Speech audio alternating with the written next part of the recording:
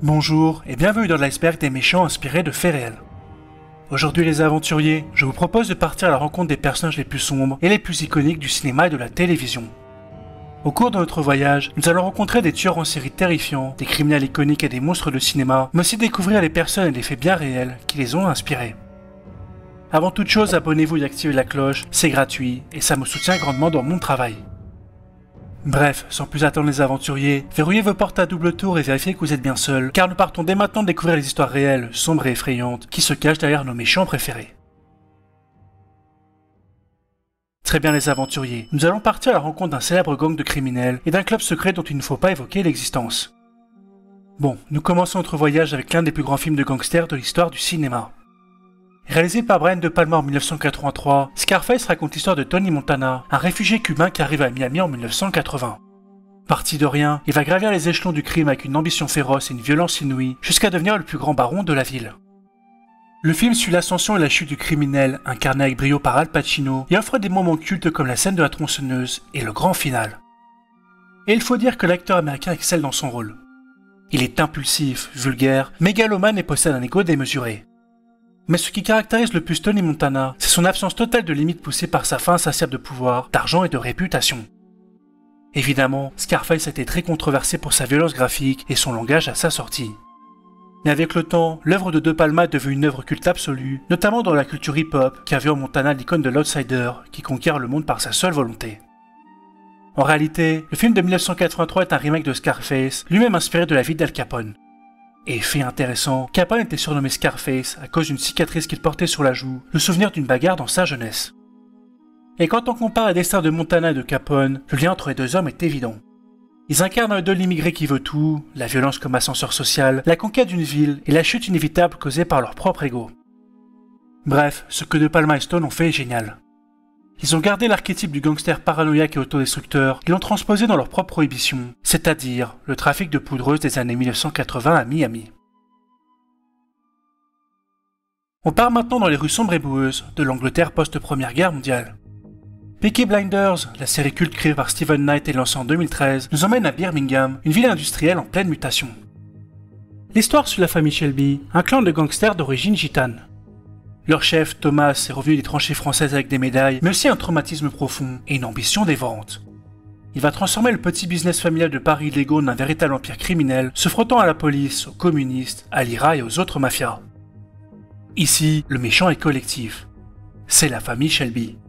Tommy en est le cerveau, Arthur la force brute et imprévisible, tandis que Polly est la matriarche impitoyable. Tout au long de la série, les Shelby dirigent leurs affaires avec une violence calculée et une intelligence stratégique redoutable, mais se heurtent à des ennemis redoutables comme le Major Campbell et la famille Sabini. Bref, Peaky Blinders m'a profondément marqué et je ne pense pas être le seul. Déjà parce qu'elle a redéfini l'esthétique du gangster, mais surtout parce qu'elle possède une qualité d'écriture et une interprétation absolument exceptionnelle. Bon, et si je vous disais que les Peaky Blinders ont réellement existé ? En effet, il y avait bien un gang à Birmingham à la fin du 19e et au début du 20e siècle qui s'appelait les Peaky Blinders. Ils étaient connus pour leur violence et déjà pour leur style vestimentaire impeccable. Mais attention les aventuriers, il faut démêler le mythe de la réalité.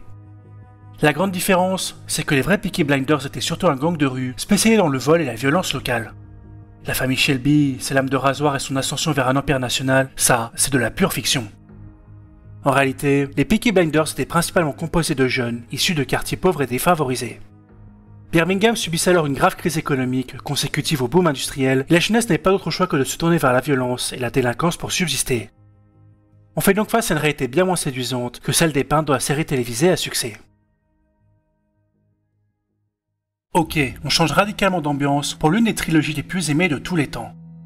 Retour vers le futur 2 réalisé par Robert Zemeckis en 1989 est la suite complexe et sombre du premier opus. L'histoire est un casse-tête temporel. Nos deux héros doivent voyager en 2015 pour sauver les enfants de Marty. Mais pendant qu'ils sont là-bas, le vieux Biff Tannen de 2015 vole la DeLorean et retourne en 1955 et donne à son Louis jeune un almanach des sports. Quand Marty et Doc reviennent en 1985, leur monde a changé. Dans la ligne temporelle originale, le Biff Tannen Norma est un lâche un peu pathétique qui illustre la voiture du père de Marty. Mais dans le 1985 alternatif, tout est différent. Le jeune Biff, armé de l'almanach, a parié et gagné à tous les coups. En fait, il est devenu un milliardaire immensément riche, corrompu et puissant, et a transformé la paisible ville de Hill Valley en un cloaque de criminalité. Retour à le futur 2 est donc bien plus sombre que le premier volet et offre une vision dystopique terrifiante née de la cupidité d'un seul homme. Mais ce qui me fascine le plus, c'est le look et l'attitude du méchant. Il a une coiffure improbable, un ego démesuré et utilise de l'argent pour corrompre la politique. Et ça ne vous rappelle personne les aventuriers? Je vous laisse un instant pour réfléchir. Le Biftalène riche et corrompu de 1985 est une parodie directe de Donald Trump dans les années 1980. Ouais, vous avez parfaitement entendu. À l'époque où le film a été écrit, Trump n'était pas encore un homme politique, mais le magnat de l'immobilier des casinos de New York et d'Atlantic City. L'esthétique tape à l'œil, l'obsession pour l'or, les portraits géants de soi-même, tout est calqué sur le style Trump des années 80. Même le Beef's Pleasure Paradise Casino est une copie conforme du Trump Plaza Hotel et Casino d'Atlantic City. Et c'est là que l'œuvre devient absolument ironique quand on y pense. À l'époque, ce n'était qu'une parodie. Mais personne n'aurait pu prédire, hormis peut-être les Simpsons, l'ascension même de ce même milliardaire jusqu'au plus haute sphère du pouvoir américain. En 1982 sort dans les salles Rambo, un film qui allait bientôt s'imposer comme l'un des plus grands films d'action de l'histoire. Pourtant, l'œuvre de Ted Kotcheff est bien plus un drame psychologique et un thriller de survie qu'un film d'action pure. L'histoire est celle de John Rambo, un vétéran des bérets verts de la guerre du Vietnam qui erre de ville en ville.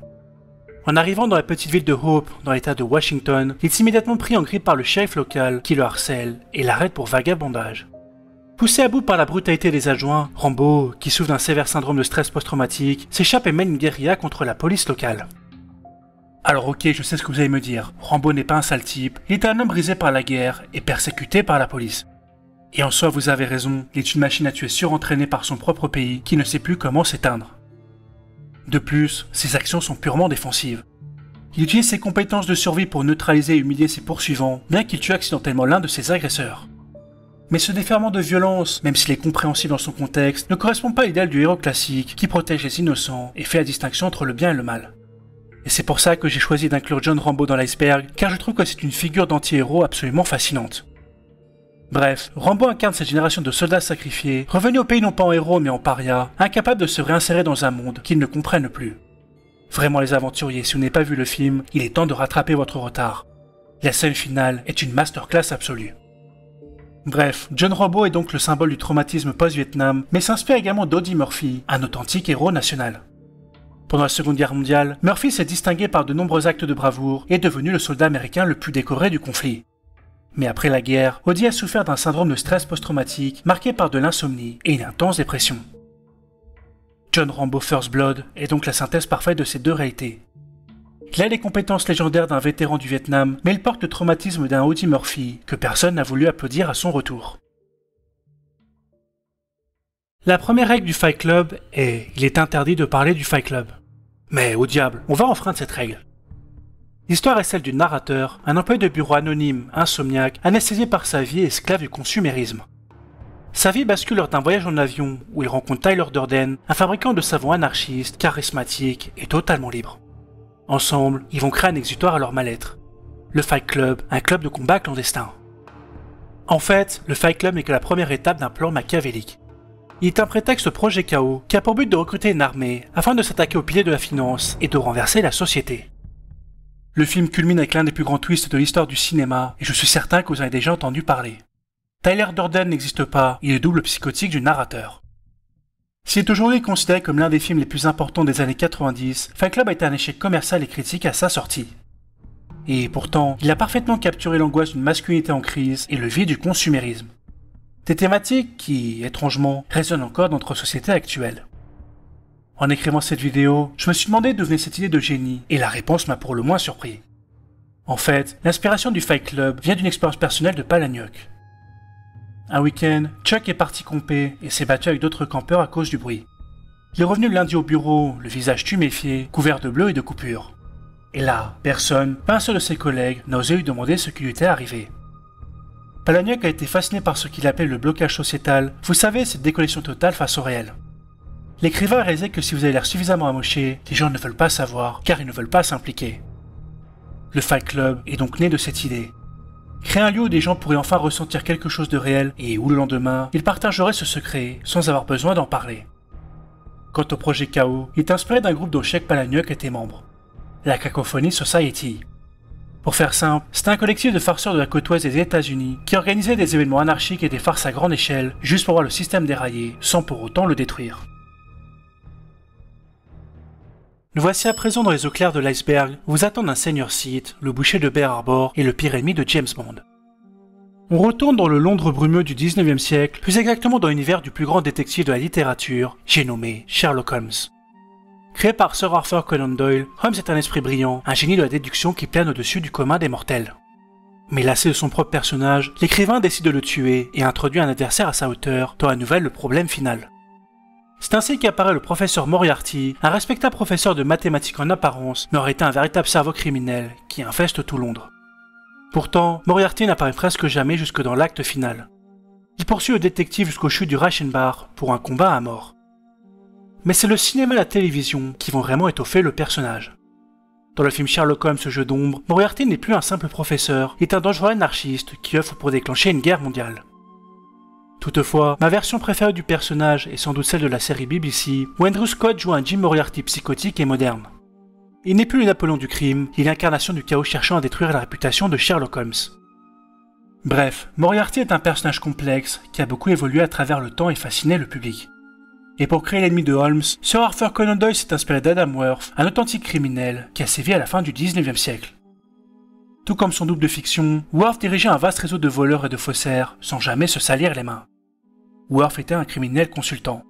Il planifiait des cases complexes pour d'autres, prenait sa commission et gérait son empire depuis l'ombre, se faisant passer pour un homme d'affaires respectable. Sir Arthur Conan Doyle a simplement repris cette idée fascinante d'un égal intellectuel de Holmes, un professeur du crime opérant à la vue de tous, afin de créer l'antagonisme ultime. Nous sommes en 2014 lorsque John Wick sort sur grand écran. C'est un véritable retour en grâce pour Keanu Reeves, qui enchaînait les succès en demi-teinte depuis plusieurs années. Dans le film, l'acteur canadien incarne John Wick, un ancien tueur à gages légendaire qui pleure la mort de sa femme. Celle-ci lui a laissé un dernier cadeau pour l'aider dans son deuil, un adorable chiot nommé Daisy. Mais malheureusement un soir, un groupe de jeunes mafieux pénètre chez lui, le passe à tabac, vole sa magnifique Ford Mustang de 69 et ils commettent une erreur fatale en tuant le chiot. Cet acte de violence inouïe déclenche la colère de John qui part dans une vendetta contre la mafia russe. C'est un homme de peu de mots, mais doté d'une détermination et d'une compétence terrifiante. Ce que je trouve génial avec ce film, c'est qu'il réinvente les codes du cinéma d'action. Fini les caméras qui tremblent et les montages illisibles, place à des plans larges, des chorégraphies impeccables et un univers incroyablement dense. Et, ce même du cool, John ne se bat pas pour sauver le monde, mais parce qu'on a tué son chien.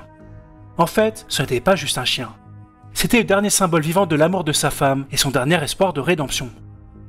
Vraiment, John Wick fait partie de mes franchises d'action préférées et j'étais surpris d'apprendre que l'idée du film vient d'un fait divers bien réel. En 2009, Marcus Luttrell, un ancien Navy SEAL traumatisé par l'Afghanistan, est tiré de son sommeil par des coups de feu. 4 hommes ont abattu son labrador et pris la fuite. Ce chiot, curieusement nommé Daisy, lui avait été offert pour l'aider à guérir de ses blessures de guerre, tant physiques qu'émotionnelles. Alors, pour venger son chien à la mémoire de ses camarades, Marcus a pris 2 pistolets 9 mm et s'est lancé à la poursuite des tueurs dans son pick-up, tout en appelant le 911. Il les a traqués à travers plusieurs comtés, avant que la police ne les intercepte. We're just coming over the railroad tracks right now. Is that crossing the railroad tracks? Yeah. What is your name? Marcus Luttrell. We're taking a right towards Phelps. Mais c'est là que la fiction et la réalité se séparent. Car contrairement à John Wick, Marcus Luttrell a choisi de livrer les coupables à la police. Le scénariste du film, qui faisait lui-même le deuil de son propre chien à ce moment-là, a entendu cette histoire hors du commun. Il a gardé ce point de départ et l'a poussé à un extrême mythologique en posant la question suivante.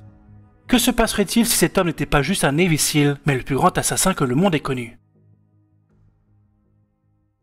Parfois, l'horreur ne vient pas d'un empire criminel, mais d'une simple maison isolée dans la neige. Misery, sorti en 1990 et réalisé par Rob Reiner, est l'adaptation d'un des meilleurs romans de Stephen King. L'histoire est celle de Paul Sheldon, un auteur à succès connu pour ses romans à l'eau de rose, mettant en scène une héroïne nommée Misery. Alors qu'il vient de terminer le manuscrit de son nouveau roman, il est victime d'un grave accident de voiture en pleine tempête de neige. Il est alors secouru par Annie Wilkes, une infirmière à la retraite, qui se révèle être sa fan numéro 1. Et pas de chance pour Paul, il est cloué au lit par de terribles blessures et vient de tomber sur une véritable psychopathe. Incarnée par une Kathy Bates terrifiante, qui d'ailleurs a remporté l'Oscar pour ce rôle, Annie est tout d'abord serviable et presque enfantine. Lorsqu'elle découvre que Paul a tué Misery dans son dernier livre, sa folie éclate. Elle le force à brûler son nouveau manuscrit et à écrire une suite pour ressusciter Misery.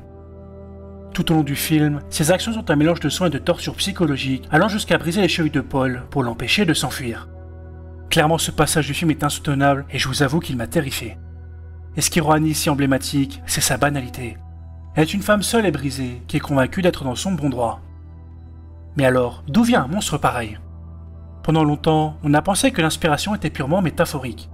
Annie représenterait les propres addictions de Stephen King. Mais la réalité est bien plus sombre et a un nom bien réel, Johnny Jones. Surnommée l'ange de la mort du Texas, Jones était une infirmière pédiatrique dans les années 1970 et 1980, mais surtout une redoutable tueuse en série. Elle injectait secrètement des doses mortelles de médicaments, ce qui provoquait des arrêts cardiaques chez les patients. Bon, vous demandez pourquoi Jones a commis de tels crimes, et c'est une excellente question les aventuriers. En réalité, l'infirmière le faisait pour le frisson du pouvoir de vie et de mort, ou bien pour créer une urgence médicale et passer pour une sauveuse aux yeux de ses collègues. Décidément, il y a des gens complètement tarés dans notre monde, même dans des lieux réputés sûrs comme des hôpitaux. Nous voici sous le soleil de Floride, à Miami. Mais ne vous fiez pas aux apparences, car Dexter, la série lancée sur Showtime en 2006, est tout sauf lumineuse. L'histoire suit Dexter Morgan, un personnage au quotidien inoubliable. Le jour, il est un expert médico-légal brillant, spécialisé dans l'analyse des traces de sang pour la police de Miami Metro. C'est un collègue apprécié et un frère aimant, en apparence un peu bizarre, mais inoffensif. Mais la nuit, c'est une autre histoire. Dexter est un tueur en série. En fait, Dexter Morgan est l'un des anti-héros les plus complexes jamais écrits. Traumatisé enfant par la mort de sa mère, Dexter a grandi sans émotion, mais avec une pulsion irrépressible de tuer, qu'il appelle son passager noir. Son père adoptif, qui est un policier, a compris très tôt ce qu'il était. Au lieu de le faire interner, ils lui ont enseigné un code simple. Dexter doit tuer, mais ne peut s'en prendre qu'à des criminels ayant échappé à la justice. Il devient alors un prédateur de prédateurs, il est un justicier monstrueux qui cache ses trophées dans son climatiseur et jette les restes de ses victimes dans la baie de Miami. Mais ce qui rend Dexter Morgan attachant, c'est le paradoxe que son code et ses actions imposent. On veut qu'il attrape le méchant de la saison, tout en espérant qu'il ne perd pas sa part d'humanité. On en vient même à cautionner ses actes, alors qu'il tente désespérément d'imiter les émotions humaines, et ce faisant, il nous force à nous interroger sur les nôtres. Pour écrire le personnage de Dexter Morgan, Jeff Lindsay s'inspire d'une figure réelle et terrifiante. Le Brésilien Pedro Rodrigues Filho, dit Pedrinho Matador. Arrêté en 1973, le Brésilien était condamné pour 71 meurtres, mais il a lui-même affirmé en avoir commis plus de 100. Et c'est sa motivation qui est la clé pour comprendre le show. Pedrinho avait un code et ne tuait que les criminels. La vie du criminel brésilien est un scénario de film. Il a commencé sa croisade en traquant et en tuant les membres d'un gang qui avait assassiné sa petite amie. Et l'acte le plus Dexter de sa vie? Son propre père a été emprisonné dans la même prison que lui pour avoir assassiné sa mère. Et je pense que vous l'avez deviné, mais notre Dexter brésilien l'a retrouvé et réglé son compte. Outre Pedro Rodrigues Filho, on retrouve un Dexter des échos de Manuel Pardo, un policier de Floride qui s'en prenait aux trafiquants dans les années 80 et qui a été condamné à la chaise électrique. Bref, son histoire est tellement riche qu'il est difficile de la résumer en 2 minutes seulement. En fait, la série pose une question morale incroyablement dérangeante. Pouvons-nous encourager un tueur en série afin d'éliminer d'autres criminels? Quand on voit le laxisme judiciaire de notre pays, il est difficile de ne pas céder à cette tentation. Bon les aventuriers, je ne vous apprends rien en vous disant que James Bond est issu de l'imagination de Ian Fleming, un ex-agent des renseignements britanniques reconverti en romancier à succès. En revanche, vous ignorez peut-être que Fleming s'est inspiré d'authentiques figures historiques pour bâtir son univers d'espionnage. Lors des premiers films de la saga, James Bond est confronté à l'organisation criminelle la plus dangereuse du monde, le Spectre. À sa tête se trouvait Ernst Stavro Blofeld, un criminel polonais d'origine grecque. On ne voit de lui qu'une main gantée qui caresse un chat persan blanc, tout en désordre pour lancer un plan de domination mondiale. Ce n'est que dans Ni que 2 fois que le public découvre enfin son visage, établissant son look le plus emblématique. Un crâne chauve, une cicatrice vicieuse barrant son œil et l'iconique veste col Mao. Blofeld, une éminence grise, son visage et son nationalité, son but est le chaos et le profit en manipulant les acteurs de la guerre froide. En fait, c'est le premier grand méchant international, mais aussi ennemi personnel de Bond, car il a tué sa femme Tracy. Et oui, je sais, ça peut surprendre, mais 007 était marié avant d'être un coureur de jupons. Bon ok, je l'admets, Blofeld est un méchant un peu kitsch, qui nous évoque un autre cinéma, celui des années 1960 et les premières grosses productions. D'accord, mais quel visage réel se cache derrière l'ennemi numéro 1 de Bond? Le visage derrière le mythe, c'est celui de Basil Zaharov, un marchand d'armes grec du début du XXe siècle. C'était un fantôme bien réel, un homme si puissant et si secret qu'on le surnommait le marchand de mort ou encore le mystérieux Monsieur Z. Tout comme Blofeld, il n'avait pas de véritable allégeance, il possédait plusieurs passeports et opérait dans l'ombre. Son génie, si on peut l'appeler ainsi, était diabolique. L'une de ses affaires les plus célèbres fut de vendre un sous-marin à la Grèce, puis de courir en Turquie pour convaincre les Ottomans, terrifiés, qui devaient en acheter 2 pour se défendre. En plus de cela, il tirait les ficelles des gouvernements, finançait des guerres et amassait une fortune colossale, bâtie sur le sang. À l'époque de sa puissance, son ambition était devenue digne d'un méchant de James Bond. Il a racheté la Société des Bains de Mer afin de faire du Rocher de Monaco son propre fief personnel. James Bond traquant Blofeld dans le casino de Monte-Carlo.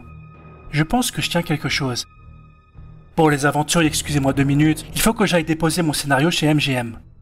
Une opéra au style du Spectre sur le casino? Oh, y a moyen de se faire un gros billet avec ça. Ok, bienvenue dans les eaux troupes de l'iceberg les aventuriers. Avant d'explorer la traque d'un tueur en série insaisissable et une brigade de flics totalement corrompus, laissez-moi vous raconter ce qui se cache derrière l'un des westerns les plus sombres jamais réalisés. La prisonnière du désert est un véritable pilier du cinéma, peut-être même le plus grand film jamais réalisé par John Ford. Sorti en 1956, oui je sais c'est plutôt vieux, le film se déroule au Texas, juste après la guerre de sécession. Le film débute avec l'attaque d'une tribu comanche sur la ferme des Edwards. Les parents sont tués et les 2 jeunes filles sont enlevées. Ethan Edwards, un homme solitaire usé par la guerre, se lance alors dans une quête obsessionnelle de plusieurs années pour retrouver Debbie, sa nièce survivante. Jusque-là notre film ressemble à un western banal, mais c'est mal connaître Ford. Car en effet, Ethan est un homme rongé par la haine, son moteur n'est pas l'amour, mais le racisme qu'il éprouve envers les Comanches. Au fil de sa quête, on comprend qu'il ne cherche pas à sauver sa nièce, mais à la tuer. Mais alors pourquoi? Eh bien, parce qu'après avoir vécu des années avec les Amérindiens, il la considère comme souillée et comme n'étant plus blanche. On est d'accord, c'est un véritable sale type, mais ce qui le rend marquant, c'est ce paradoxe. Il est incarné par John Wayne, considéré comme l'Américain parfait et le symbole du héros droit et juste. Sauf que cette fois-ci, Wayne incarne un personnage tragique, incapable de trouver sa place dans le monde civilisé et consumé par ses propres démons. Le plan final du film, où il reste seul dans l'encadrement de la porte, incapable de rentrer, est l'une des images les plus puissantes du cinéma. Et vraiment, je n'exagère pas les aventuriers, La prisonnière du désert a eu un impact immense sur des réalisateurs comme Scorsese ou Spielberg, qui le citent comme une influence majeure. Bref, derrière ce film qui déconstruit le mythe du western, se cache un fait divers qui a hanté l'Amérique du 19e siècle. La tragique histoire de Cynthia Ann Parker. En 1836, la petite Cynthia a été enlevée lors d'une attaque comanche au Texas. Mais son histoire est différente de celle du film. Elle n'a pas été une prisonnière, elle a été adoptée. Elle a grandi, est devenue comanche, épousa un chef de guerre et a eu 3 enfants. Pendant 24 ans, son oncle l'a cherchée sans relâche. Mais le dénouement est d'une tragédie absolue. Cynthia a été sauvée de force par les Texas Rangers. Ramenée à la civilisation, elle a passé les dernières années de sa vie en dépression, séparée de ses fils, essayant de s'échapper pour retourner chez les Comanches. Par ailleurs, le film s'inspire aussi de l'histoire de Bray Johnson, un homme noir dont la famille fut capturée en 1864. Il est parti seul en territoire indien pour la récupérer et, par un mélange de diplomatie et de courage, il est parvenu à ses fins. Avouez que c'est sacrément ironique quand on connaît la dimension raciste d'Ethan Edwards dans La prisonnière du désert. Il y a très longtemps, dans une galaxie lointaine, très lointaine, un empire régnait par la peur. Et cette peur avait un visage, ou plutôt un masque noir, une cape et un sabre laser rouge. En 1977 sort Star Wars Un Nouvel Espoir, et avec lui, le monde découvre un space opéra qui va marquer l'histoire. Je vais quand même vous résumer l'intrigue, pour peu que vous viviez hors du système solaire. Star Wars nous plonge au cœur d'une guerre civile galactique. Un empire tyrannique règne sur la galaxie et vient de terminer son arme ultime, l'étoile de la mort, une station capable de détruire des planètes. Le sort de la galaxie repose alors sur un jeune fermier du nom de Luke Skywalker qui intercepte un appel à l'aide de la princesse Leia. Guidé par un vieux chevalier Jedi, Obi-Wan Kenobi, ainsi qu'un contrebandier arrogant, Han Solo, il se lance dans une mission désespérée pour sauver la princesse et aider l'Alliance rebelle à détruire cette menace. Et pour incarner cet empire, il y a un antagoniste légendaire, une silhouette noire de plus de 2 mètres, portant une cape et un sabre laser rouge. Vous l'aurez reconnu, il s'agit de Dark Vador, le bras droit impitoyable de l'empereur. Il est une figure de terreur absolue, dont le rôle est celui du chien de garde de la tyrannie. Vador est l'icône du mal au cinéma. Mais ce qui le rend si génial, c'est ce que la saga a fait de lui, qui est en réalité le père de Luke Skywalker. Tombé du côté obscur par amour et par arrogance, Dark Vador est devenu le symbole de la chute et de la rédemption. À la fin de la prélogie, il sauve son fils en jetant l'empereur dans le puits du réacteur de l'étoile de la mort. Voilà pour ce très court résumé des premiers films de la saga Star Wars. Mais alors, comment George Lucas a-t-il créé une icône pareille? Commençons par le look et regardez attentivement son casque. Qu'est-ce que voyaient les aventuriers? Lucas, grand admirateur du réalisateur japonais Akira Kurosawa, a demandé aux artistes de s'inspirer des armures de samouraï. Le casque de Vador est donc une version futuriste et épurée d'un Kabuto, notamment celui de Date Masamune, un légendaire guerrier japonais du XVIe siècle. Mais l'influence la plus sombre de la trilogie est ailleurs. L'Empire Galactique lui-même, c'est une allégorie du fascisme. Les Stormtroopers, c'est-à-dire les troupes d'assaut de l'Empire, est une référence directe aux Sturmtruppen allemandes de la Première Guerre mondiale. L'histoire de Palpatine, un leader charismatique qui démantèle une démocratie pour se faire nommer empereur, est une métaphore directe de la chute de la République de Weimar. Et Vador dans tout ça? Il est le bras droit de l'empereur, un rôle qui évoque directement celui d'Heinrich Himmler, le chef de la SS. Je suis vraiment désolé d'avoir brisé un mythe, mais je pense qu'on n'aurait plus jamais Star Wars de la même façon. Est-ce que vous connaissez les Anonymous? Alors je sais, la question peut paraître étrange, mais restez avec moi. Le masque que les activistes utilisent comme symbole planétaire n'est pas une simple invention pour Internet. Il est directement issu d'un film de science-fiction majeur sorti en 2006, V pour Vendetta. V pour Vendetta nous plonge dans une Angleterre dystopique, dans un futur proche. Après une série d'attentats et une guerre, le parti fasciste et l'ultra-religieux Northfire a pris le pouvoir, et depuis, le pays vit sous la peur et une surveillance constante. C'est dans ce climat de terreur que nous suivons Ivy Hammond, une jeune femme ordinaire qui, un soir, enfreint le couvre-feu. Alors qu'elle est sur le point d'être agressée par la police secrète, un homme surgit de l'ombre, un justicier masqué qui se fait appeler V. Mais V n'est pas un simple rebelle. C'est un fantôme revenu se venger. Il commence par faire sauter le symbole de la justice avant de pirater la télévision nationale pour y faire une promesse au peuple. Il leur donne alors un an jour pour surveiller et le rejoindre devant le Parlement, qu'il a bien l'intention de détruire. L'impact culturel de V pour Vendetta est allé bien au-delà du cinéma. Le masque porte V est devenu un symbole planétaire, devenant le visage de la rébellion anonyme contre l'autorité et la censure, comme on a pu le voir avec les Anonymous, mais aussi lors du printemps arabe. Mais au-delà de sa symbolique, que je trouve absolument fascinante, le film s'inspire d'un personnage historique bien réel, un certain Guy Fawkes. Le 5 septembre 1605, ce conspirateur catholique anglais a participé à ce qu'on appelait la conspiration des poudres, un complot visant à faire sauter le Parlement britannique et tuer le roi protestant Jacques Ier, dans l'espoir de restaurer un monarque catholique sur le trône. Fawkes était l'artificier, mais malheureusement pour lui, il a été attrapé dans les caves du Parlement et condamné à mort. Alan Moore et David Loy, les deux hommes derrière la BD et inspiré le film, ont eu cette idée de génie. Prendre cette figure historique et le transformer en un symbole moderne de la lutte contre le fascisme. Ainsi V pour Vendetta reprend le plan de Fawkes, mais pas pour les mêmes raisons. Il ne veut pas remplacer un tyran par un autre, il veut détruire l'idée même de tyrannie. Le film a transformé un échec historique en un succès idéologique qui s'ancre encore dans notre réalité et notre quotidien. Accrochez-vous les aventuriers, car on plonge dans le bitume brûlant de Los Angeles. The Shield, créé par Sean Ryan en 2002, a fait l'effet d'une bombe. Caméra à l'épaule, style documentaire, dialogue cru, la série nous jette sans ménagement dans le quotidien d'un quartier fictif de Los Angeles, rongé par la guerre des gangs. L'histoire suit la Strike Team, une unité d'élite anti-gang, aux méthodes pour le moins atypiques. À la tête de cette unité, il y a l'homme qui nous intéresse, Vic Mackey. Interprété par un Michael Chiklis au physique de Pitbull, Mackey n'est pas un héros, c'est même le roi des anti-héros. Mackey est un flic charismatique, loyal à son équipe, et qui obtient des résultats spectaculaires pour faire baisser le taux de crime. Le problème, vous vous en doutez, ce sont ses méthodes. Il vole, fabrique des preuves, et n'hésite pas à tuer de sang-froid. Le premier épisode de la série se termine par Mackey qui assassine de sang-froid un collègue afin de couvrir son trafic. Le ton est donné les aventuriers. The Shield a redéfini les codes de la série policière.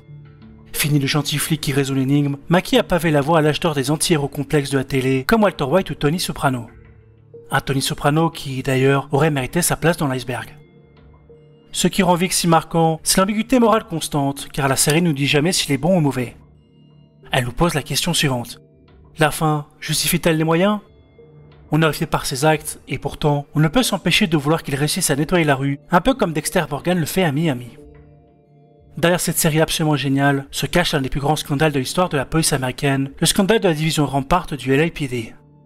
À la fin des années 1990, l'unité anti-gang d'élite de la division Rampart, surnommée Crash, était devenue une véritable mafia en uniforme. Ok, mais on parle de quoi concrètement? Eh bien, de corruption généralisée, de fabrication de preuves, de parjures, de vols massifs dans les scellés, de passages à tabac brutaux, et même d'implication dans des meurtres et des braquages de banques. C'était une terre de contrôle qui, certes, obtenait des résultats, mais en devenant pire que les gangs qui étaient censés combattre. La Strike Team de Vic Mackey est donc le miroir direct de cette unité Crash.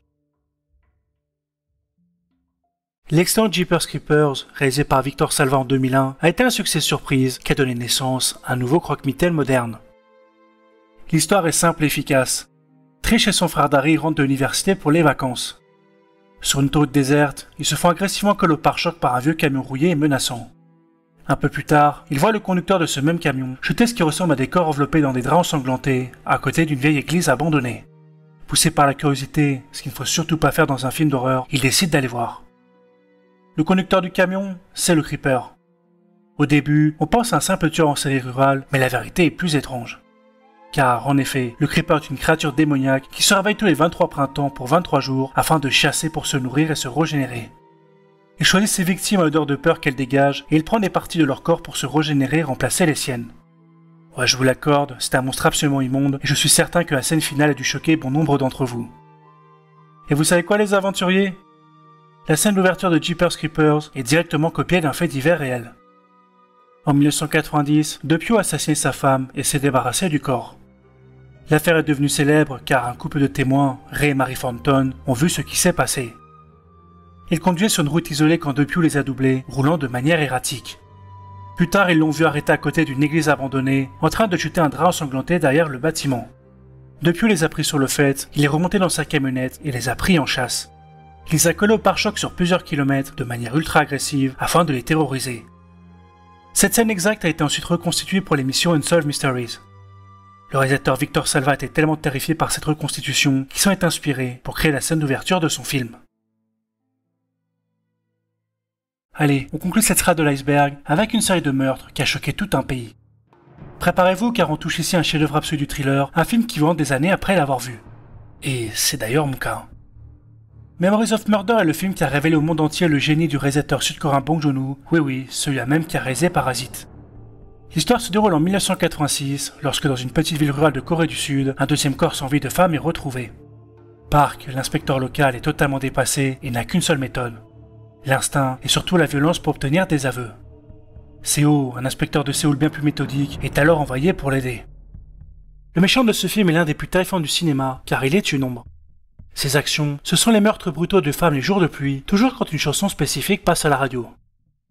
L'enquête finit par se cristalliser sur un suspect principal, le jeune et étrangement calme Park Young-gyu. Seo est obsédé par lui, il est convaincu que c'est le tueur.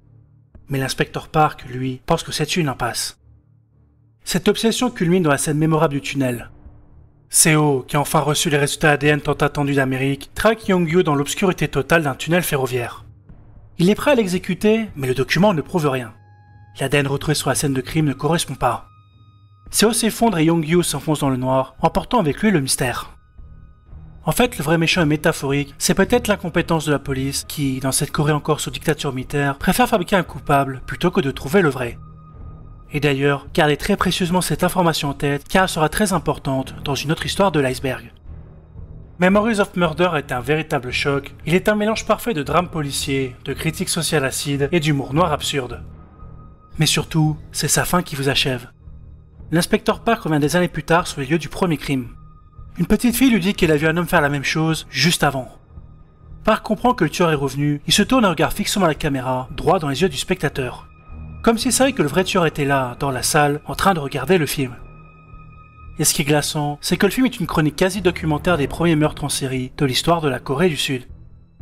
Entre 1986 et 1991, dans la région de Hwasong, un homme a agressé et tué 10 femmes d'une manière similaire à celle du film. La police locale était incompétente, les méthodes étaient brutales et la technologie était inexistante.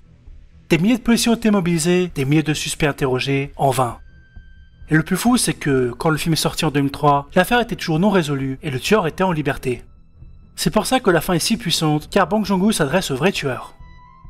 Bon, heureusement notre histoire se finit bien. En 2019, soit 16 ans après le film, la police sud-coréenne a enfin identifié le meurtrier grâce au progrès de l'ADN. Son nom est Lee Chong-jae et était déjà en prison à vie pour un autre meurtre. Comme quoi, la réalité met parfois du temps à rattraper la fiction. Bravo les aventuriers, vous êtes désormais dans les eaux profondes de l'iceberg. Nous sommes à mi-chemin et je prends un instant pour vous demander de vous abonner à la chaîne et de laisser un pouce bleu. Si vous ne le faites pas, le docteur Lecter va vous recevoir pour le dîner et ça serait vraiment embêtant pour vous. Le Silence des Agneaux, sorti en 1991 et réalisé par Jonathan Demme, n'est pas juste un film, c'est un phénomène. En effet, cette adaptation du roman de Thomas Harris a réussi l'exploit rare de remporter les 5 Oscars majeurs. Pour rappel, l'histoire suit Clarice Starling, une jeune recrue du FBI, qui est chargée d'interroger un psychiatre emprisonné, le docteur Hannibal Lecter. Son but est d'obtenir son aide pour profiler et capturer un autre tueur en série qui enlève et écorche ses victimes. Interprété magistralement par Anthony Hopkins, Lecter n'est pas le méchant principal que l'on traque, mais il est le cœur sombre du film.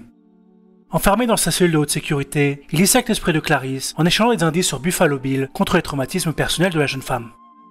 Chaque conversation est une victoire pour lui, et c'est son calme olympien, son regard perçant et sa voix suave qui le rendent paradoxalement terrifiant.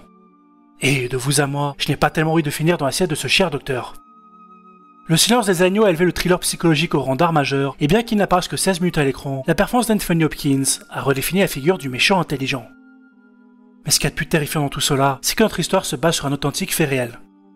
Dans les années 1960, Thomas Harris, alors journaliste, s'était rendu dans la prison de Topo Chico à Monterrey, au Mexique.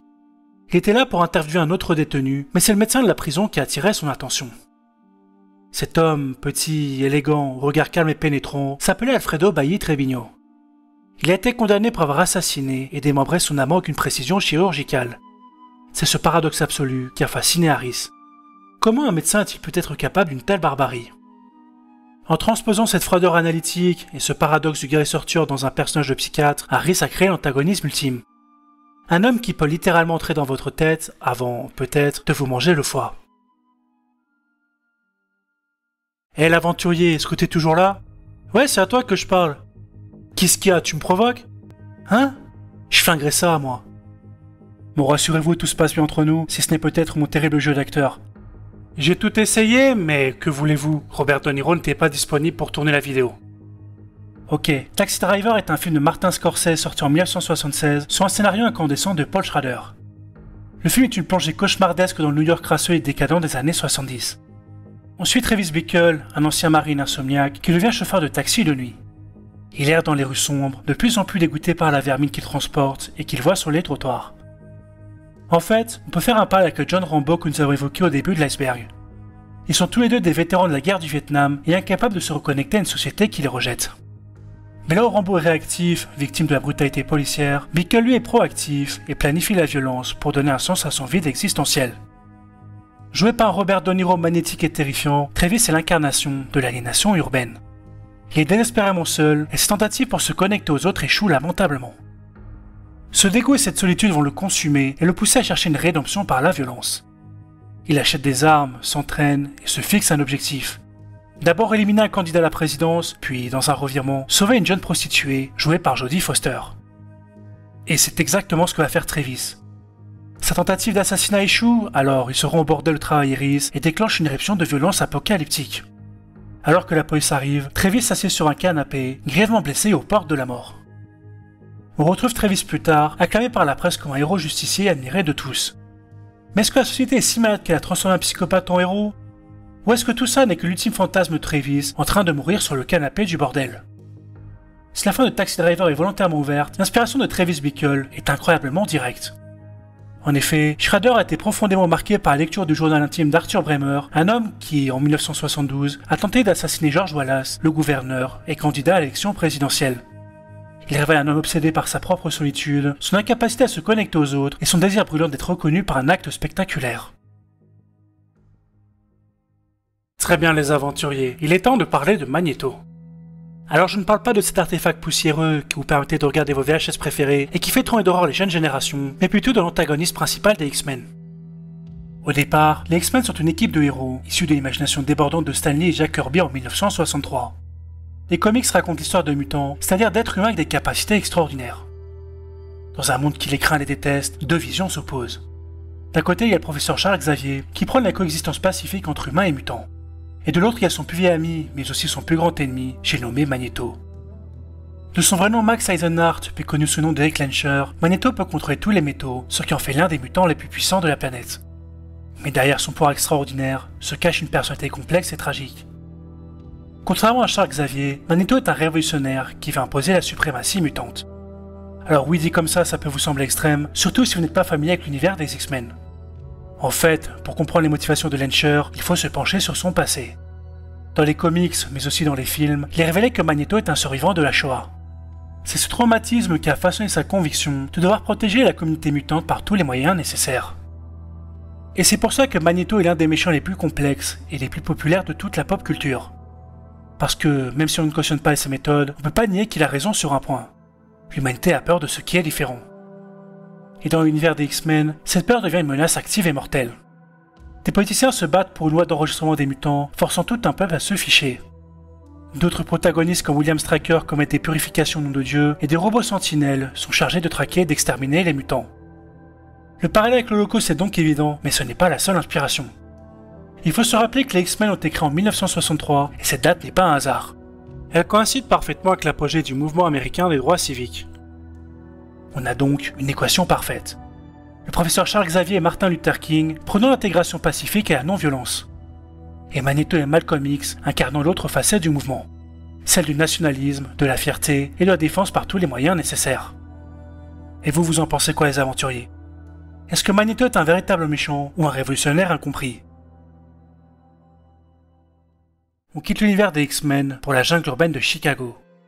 Candyman, sorti en 1992 et réalisé par Bernard Rose, est une adaptation d'une nouvelle de Clive Barker.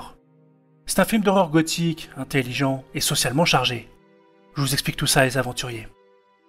L'histoire suit Helen Lyle, une étudiante blanche qui prépare une thèse sur les légendes urbaines.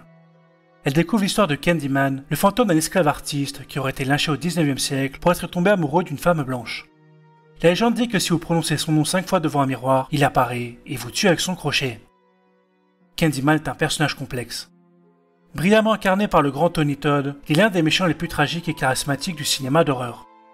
Il tue pour que sa légende survive et hante les cités de Cabrini Green, un lieu réel, empli de misère sociale. Il est donc à la fois une métaphore de la peur raciale et du traumatisme historique de l'esclavage qui revient hanter l'Amérique. L'histoire originelle de Clive Barker se passe à Liverpool, en Angleterre, et parlait déjà de la misère sociale. En transposant l'histoire à Chicago, Bernard Rose a fait des recherches sur les cités HLM locales et est tombé sur un fait divers réel qui lui a donné l'un des éléments les plus terrifiants de son film. L'inspiration, c'est le meurtre de Ruthie Mae McCoy, survenu en 1987 dans la cité de Grace Abbott Homes, à Chicago. Ruthie était une femme qui souffrait de troubles mentaux et qui appelait souvent la police, terrifiée, en disant que des gens essayaient d'entrer chez elle par le miroir de la salle de bain. Malheureusement pour elle, la police ne l'a jamais prise au sérieux. Un soir, comme à son habitude, Ruthie a appelé le 911 en hurlant qu'on l'a tuée. Quand la police est arrivée, la porte était verrouillée de l'intérieur et ils ont retrouvé son corps sans vie. L'enquête a ensuite révélé quelque chose de glaçant. L'intrus était bel et bien passé à travers le mur de sa salle de bain. Les cités HLM étaient si mal construites que les meubles à pharmacie, dos à dos entre les appartements, pouvaient être facilement retirés, créant ainsi un passage secret. Ouais, je vous l'accorde, c'est carrément flippant, et je comprends mieux pourquoi Rose a utilisé ce détail effrayant pour lui donner une dimension mythologique. Bon, vous savez ce qu'il vous reste à faire, hein. Vérifiez vos salles de bain, les aventuriers. Ok, pour le prochain personnage, on va s'intéresser à un certain Mick Taylor. Et je préfère le préciser tout de suite, je parle bien du tueur sadique de Wolf Creek, et non du légendaire guitariste des Rolling Stones. Quoique, en y repensant, le guitariste a peut-être lui aussi des choses à cacher. Je vous laisse mener l'enquête. Wolf Creek n'est peut-être pas le film le plus connu de cet iceberg, et pourtant il a de sérieux arguments à faire valoir. Sorti en 2005 et réalisé par Greg McLean, Wolf Creek est un survival horror qui a traumatisé les spectateurs et probablement nuit à l'industrie du tourisme australien. L'histoire est d'une simplicité terrifiante. 3 jeunes backpackers, 2 Britanniques et un Australien, partent explorer le cratère de météorite de Wolf Creek, un lieu isolé en plein cœur de l'Outback. Quand ils reviennent à leur voiture, elle ne démarre plus. La nuit tombe et, alors que le désespoir s'installe, un homme du coin s'arrête dans son pick-up et propose de les aider. Cet homme, c'est Mick Taylor, et c'est là que le film devient un cauchemar. Mick, avec son rire tonitruant, son chapeau d'aventurier et son accent à couper au couteau, est l'incarnation du bushman australien. Sauf que, comme on a pu le voir avec l'Australian Button Man dans l'iceberg des disparus, notre cher Mick n'a rien d'un sympathique crocodile Dundee. Alors certes, il est charismatique et blagueur, mais c'est une façade. En réalité, Mick Taylor est un sadique qui chasse les touristes pour le plaisir. Mais je vous laisse le plaisir de découvrir le film sans trop vous en dévoiler. Bref, Wolf Creek a eu l'effet d'une bombe et a été salué pour son réalisme brutal et son antagoniste terrifiant. Et le plus flippant, c'est que notre histoire est bel et bien basée sur des faits réels. Entre 1989 et 1993, 7 corps de jeunes randonneurs ont été retrouvés dans la forêt de Belanglo, au sud de Sydney. Derrière ces crimes se cache Ivan Milat, dont le modus operandi est exactement celui de Mick Taylor. Il repérait des autostoppeurs sur l'autoroute, utilisait son charme pour gagner leur confiance, les conduisait dans un lieu isolé, les ligotait et les torturait, avant de les tuer. Décidément, les araignées serpents venimeux ne suffisaient pas, il fallait que l'Australie abrite l'un des pires tueurs en série de l'histoire. Le film a simplement transposé la forêt de Belanglo à l'immensité de l'Outback, mais la source du mal est la même. Bref, si vous voulez en savoir plus sur le Backpacker Killer, je vous renvoie à l'excellente vidéo de Sonia. Super, on va conclure cette strate de l'iceberg avec l'un des personnages de série les plus marquants de ces dernières années. Vous avez très certainement entendu parler de Game of Thrones, une série HBO qui a défini la télévision des années 2010. L'histoire se déroule sur le continent fictif de Westeros, où plusieurs grandes familles se déchirent pour le contrôle du trône de fer, qui est le siège du pouvoir absolu. C'est un monde brutal où la magie ancienne se réveille lentement, mais le véritable danger vient des ambitions humaines. Dans ce jeu de trône, il y a une joueuse centrale, Cersei Lannister. C'est une femme d'une beauté saisissante, mais aussi d'une ambition dévorante et d'une cruauté glaciale. La fin de la saison 6 est un chef-d'œuvre de sa cruauté. C'est à ce moment-là qu'elle a cessé d'être une reine intrigante pour devenir un véritable tyran, prêt à tout pour s'asseoir sur le trône de fer. Bon, soyons honnêtes les aventuriers, ce qui se passe dans les 2 dernières saisons est assez discutable et ne rend pas toujours la justice à la complexité du personnage. Mais je trouve que la fin de Cersei, mourant dans les bras de Jaime lors de l'effondrement de Port-Réal, reste une scène finale incroyablement poétique et tragique, d'une des plus grandes œuvres de Shakespeare. Et justement, Game of Thrones partage avec plusieurs des plus grandes pièces du dramaturge la même source d'inspiration, la véritable guerre des 2 roses. Martin s'est inspiré de ce conflit entre les York et les Lancaster pour créer sa saga, tout comme Shakespeare l'a fait avant lui, dans des pièces comme Richard III ou Henri VI.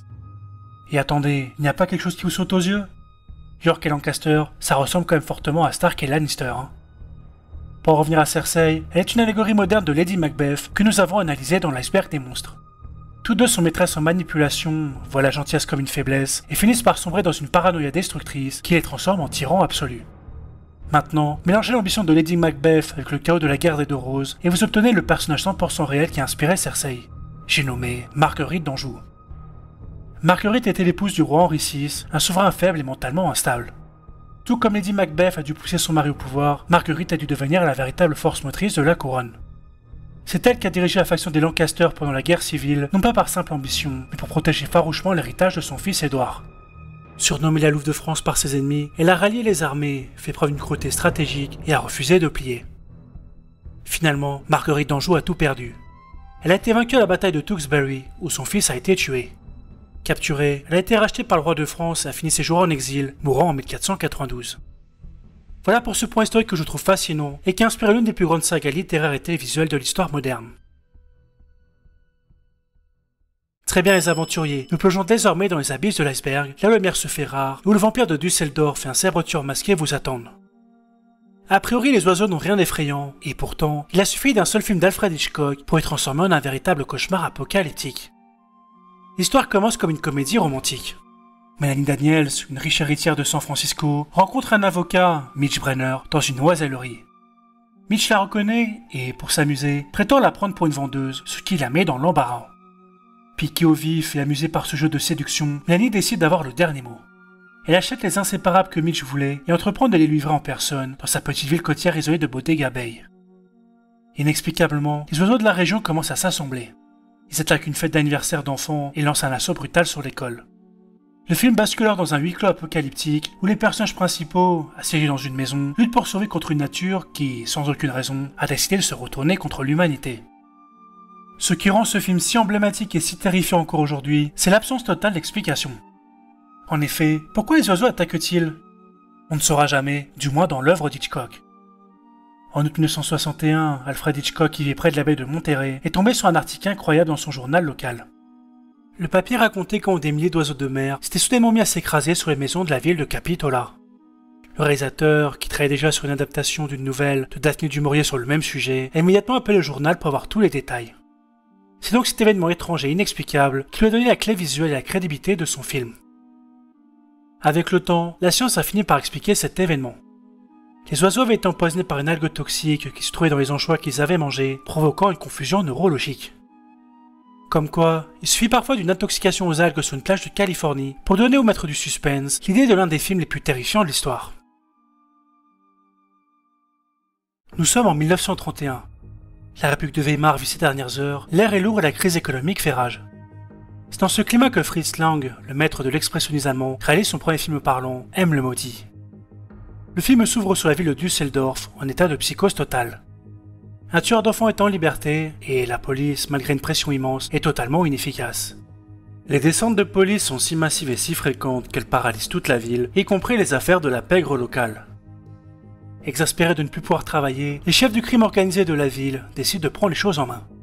Ils organisent une traque parallèle, bien plus efficace que celle de la police, en mobilisant le réseau des mendiants pour surveiller chaque recoin de la ville.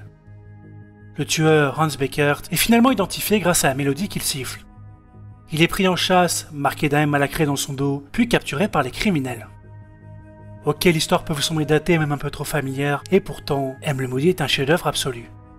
Avec ce film, Fritz Lang a tout simplement inventé le film de tueur en série tel qu'on le connaît aujourd'hui. Sans lui, Le Silence des Agneaux et Memories of Murder n'auraient probablement jamais existé.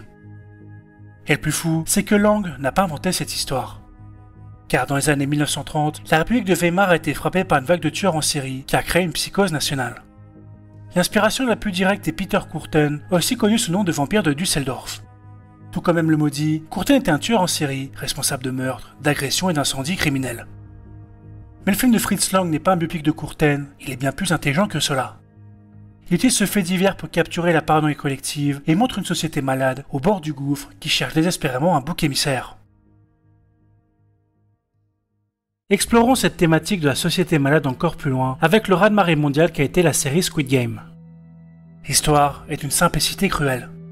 Song Gi-hoon, un homme divorcé, endetté jusqu'au cou et accro au jeu, vit au crochet de sa mère. Un jour, il est contacté par un homme mystérieux qui lui propose de participer à un jeu pour gagner une somme d'argent astronomique. Il accepte et se réveille dans un dortoir avec 405 autres personnes, tout aussi désespérées que lui. L'épreuve en elle-même consiste en une série de jeux d'enfants coréens, mais avec une règle aussi simple que brutale. Si vous perdez, vous êtes éliminé. Et je dis bien, littéralement. Néanmoins, ce ne sont pas tant les jeux qui nous intéressent ici, ni même cette galerie de personnages à la morale douteuse, mais bien le système impitoyable qui les orchestre. En fait, Squid Game est une machine capitaliste impitoyable, conçue pour que les ultra-riches puissent se divertir en regardant les pauvres s'entretuer. C'est une critique féroce du capitalisme moderne de la société sud-coréenne, obsédée par la compétition et écrasée par les dettes. D'ailleurs, la série fait écho à l'expérience personnelle du réalisateur. Il avoue que l'idée lui était venue en 2008, alors qu'il était lui-même dans une situation financière désespérée. La seconde inspiration, bien que non confirmée, fait froid dans le dos. Comme je vous l'ai dit plus haut dans l'iceberg, la Corée du Sud était une dictature militaire. De 1975 à 1987, sous prétexte de nettoyer les rues avant les Jeux Olympiques de Séoul, le gouvernement a fait interner des dizaines de milliers de personnes dans le camp de bien-être social de Brotherhome. En réalité, c'était un camp de concentration. Les internés étaient réduits en esclavage, victimes des pires sévices, et des milliers de personnes y ont laissé la vie. Brotherhome est donc l'allégorie parfaite de Squid Game. C'est en fusionnant cette angoisse très personnelle de la dette avec le traumatisme caché de son propre pays que Hwang Dong-hyuk a créé cette critique sociale si brutale et si universelle. Très bien, j'ai envie de vous surprendre avec un film dont vous n'avez probablement jamais entendu parler, mais qui est une véritable pépite et qui mérite le détour. Los Parecidos, ou Dos Similars dans sa version internationale, est un hommage vibrant à la 4ème dimension et à la science-fiction paranoïaque des années 1950. Le film nous transporte en une seule nuit, une nuit qui n'a rien d'anodin, le 2 octobre 1968.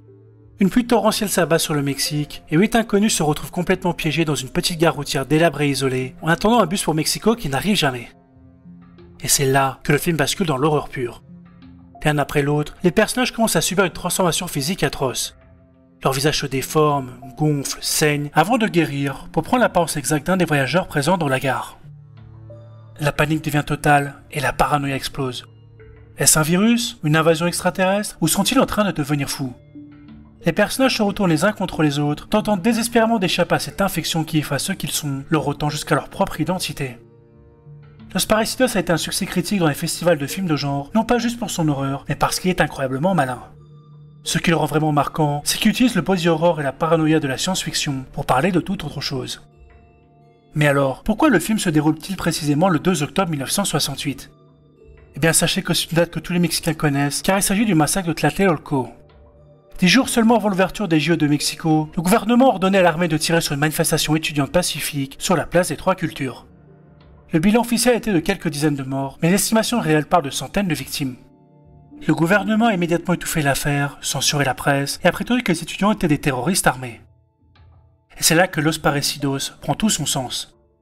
Les gens piégés dans la gare représentent la société mexicaine, et la chose qui les force tous à avoir le même visage, c'est le gouvernement autoritaire de l'époque, qui écrase toute identité et toute dissidence sous un masque d'innocence. Le film est donc une critique politique brillante cachée sous un film d'horreur paranoïaque, et rien que pour cela, il mérite sa place dans cet iceberg. Avant de découvrir les 5 histoires les plus flippantes de la vidéo, je vous propose de découvrir ce qui se cache derrière le masque d'un tueur iconique du cinéma d'horreur. Scream, réalisé par le maître Wes Craven et écrit par Kevin Williamson, sort en 1996 et c'est un véritable électrochoc. Le film s'ouvre sous une scène culte. Une femme est seule chez elle lorsqu'elle reçoit un coup de fil d'un inconnu. L'inconnu, obsédé par les films d'horreur, la force à répondre à des questions de triviales poursuites horrifiques. Elle se trompe et le massacre commence. Le personnage de Ghostface est brillant car, contrairement à Jason ou Michael Myers, ce n'est pas un monstre immortel, mais un simple costume. C'est le premier tueur méta. Il connaît toutes les règles des films d'horreur et les utilise pour piéger ses victimes. Scream a ainsi sauvé le genre du slasher en le rendant intelligent, drôle et terrifiant à nouveau. L'impact de Ghostface vient de cette idée que n'importe qui peut être le tueur, ce qui rend la menace intime. Le monstre n'est pas une créature intime, c'est votre petit ami ou votre meilleur pote. Ok, c'est très bien tout ça, merci Terra Nova pour ton analyse, mais d'où vient cette idée d'un tueur qui vous harcèle et connaît votre vie? Eh bien la réponse nous est donnée par Kevin Williamson. Le scénariste raconte qu'un soir, il regarde un reportage télévisé sur Danny Rowling, plus connu sous le nom de l'éventreur de Gainesville. En 1990 et en l'espace de quelques jours, Rowling a terrorisé la ville en assassinant brutalement 5 étudiants dans leurs appartements. Il s'intrusait chez eux par effraction, souvent par des portes ou des fenêtres mal fermées. Terrifié par ce reportage, Williamson remarque qu'une de ses fenêtres est ouverte. En proie à une peur panique, il s'imagine le tueur déjà dans la maison, et c'est à ce moment précis que le téléphone sonne. Ce n'était qu'un ami, mais le déclic est là. L'idée de Scream était née. Bon, j'espère que vous avez l'estomac bien accroché les aventuriers, car nous pénétrons désormais dans les ténèbres de l'iceberg. Ici, il n'y a plus aucun espoir, et la seule chose que nous allons y trouver, c'est la folie pure et l'horreur à l'état brut. Mais avant de parler d'une poupée démoniaque et du véritable exorcisme qui a inspiré le film le plus terrifiant de tous les temps, laissez-moi vous parler d'un dîner de famille auquel vous ne devriez jamais être invité. Réalisé par Toby Hooper avec un budget minuscule, Massacre à la tronçonneuse est d'un réalisme crasseux. Nous suivons un groupe de 5 amis qui s'aventurent dans une région rurale isolée du Texas et qui tombent en panne. Ils vont alors chercher de l'aide et tombent sous une famille de cannibales dégénérés. Ouais, ce n'est vraiment pas de chance car la famille est composée de plusieurs psychopathes, mais un seul est entré dans la légende. Son nom est Leatherface. Il est un géant attardé mentalement, portant un tablier de boucher, qui s'exprime par des grognements et manie dangereusement une tronçonneuse. Mais ça, ce n'est pas le pire, car il porte des masques grossièrement cousus, fabriqués avec la peau humaine de ses précédentes victimes. Le film se transforme alors en une chasse à l'homme viscérale qui culmine dans la scène mythique du dîner et se termine que par une fuite désespérée à l'aube au son d'une tronçonneuse dansant au soleil levant. Le plus fou, c'est que cette scène était totalement improvisée par Gunnar Hansen, l'acteur qui jouait Leatherface. Épuisé et furieux par des conditions de tournage difficiles, Hansen a laissé exploser cette rage en faisant tournoyer une tronçonneuse au-dessus de sa tête. Mais pour revenir à la thématique de l'iceberg, c'est que Leatherface, mais aussi Norman Bates et Buffalo Bill s'inspirent d'un seul et même homme, Ed Gein. Ed Gein est un fermier solitaire du Wisconsin, arrêté en 1957. La police, en enquêtant sur la disparition de la propriétaire d'une quincaillerie locale, s'est rendue chez lui et ce qu'ils ont trouvé dépasse l'entendement.